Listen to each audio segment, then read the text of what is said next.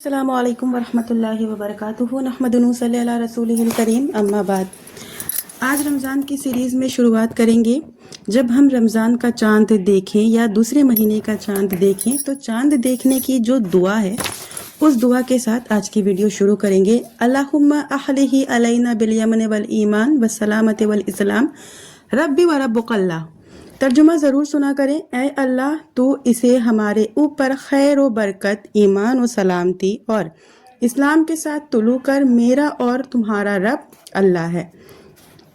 اگر شرعاً رویت حلال ثابت ہو جائے تو مسلمانوں کے امام پر واجب ہے کہ وہ مباح اور مشروع وسائل سے رمضان کا مہینہ شروع ہو جانے کا اعلان کرائے، یعنی کہ جب چاند دکھ گیا ہو اور یہ چیز ثابت ہو جائے حلال طریقے سے تو یہ چیز مباح ہے کہ رمضان کے مہینے شروع ہو جانے کا اعلان کرائیں۔ اگر رات میں فرض روزہ کے وجوب کا پتہ نہ چل سکے اور دن میں معلوم ہو تو دن میں فرض روزہ کی نیت کرنا درست ہے۔ اگزامپل کے طور پر اگر دن میں رویت کی دلیل ثابت ہوئی تو آدمی بقیہ دن کھانے پینے سے رک جائے اور اس پر اس دن کی قضا نہیں، اگرچہ کچھ کھا چکا ہو۔ یہ لا علمی کے بنا پر جائز ہے۔ جو شخص بڑھاپے کی وجہ سے یا ایسے مرض کی وجہ سے جس سے شفا پانے کی امید نہ ہو روزہ نہ رکھ سکتا ہو تو چاہے مقیم ہو یا مسافر ہر دن کے بدلے ایک مسکین کو کھانا کھلائے اور اس روزہ رکھنے کی ضرورت نہیں۔ وہ آخر میں اتنے دن کا کھانا تیار کرے جتنے دن سے اس نے روزہ توڑا ہے، پھر مسکینوں کو بلا کر کھلا دے یا روزانہ ایک مسکین کو کھلاتا رہے۔ وہ ایسا بھی کر سکتا ہے کہ ہر دن کے بدلے آدھا سا کھانا غلہ یا کھجور نکالے اور مسکین کو دے دے۔ یہ ان مجبور لوگوں کے لیے ہے جن کے اوپر شفا پانے کی امید نہ ہو، جس کی وجہ سے وہ روزہ نہیں رکھ سکتے ہیں۔ حائضہ اور نفاس والی جو عورتیں ہوتی ہیں ان کے لیے روزہ رکھنا منع ہے۔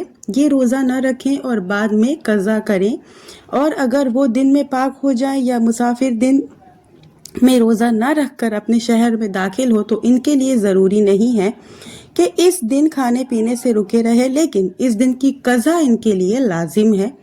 حاملہ اور دودھ پلانے والی عورت اگر اپنے یا اپنے بچے کے صحت کے بارے میں ڈرے تو رمضان میں روزے نہ رکھیں، بعد میں اس کی قضا کر لیں۔ مسافر کے لیے مطلقاً روزہ نہ رکھنا افضل ہے، لیکن اگر رمضان میں سفر کرے، اس کو روزہ رکھنے میں تکلیف نہ معلوم ہو تو روزہ رکھنا بہتر ہے۔ اگر تکلیف ہو تو بہتر یہ ہے کہ روزہ نہ رکھے، اور اگر سفر میں روزہ رکھنا اس کے لیے سخت دشوار ہو تو اس کے لیے نہ روزہ رکھنا واجب ہے، وہ اس کی بعد میں قضا کر سکتا ہے۔ اس کے اوپر میں آپ کو صحیح بخاری مسلم کی ایک حدیث بتانا چاہوں گی۔ حضرت انس بن مالک راوی ہیں۔ حضرت انس بن مالک رضی اللہ عنہ کہتے ہیں کہ ہم نبی کریم صلی اللہ علیہ وسلم کے ساتھ سفر کرتے تو روزہ رکھنے والا روزہ نہ رکھنے والے پر عیب نہ لگاتا، اور نہ روزہ نہ رکھنے والا روزہ رکھنے والے پر عیب لگاتا ہے۔ تو ویڈیو جو ہے اب انشاءاللہ نیکسٹ ٹاپک پہ کور کروں گی، لمبی ہو جائے گی۔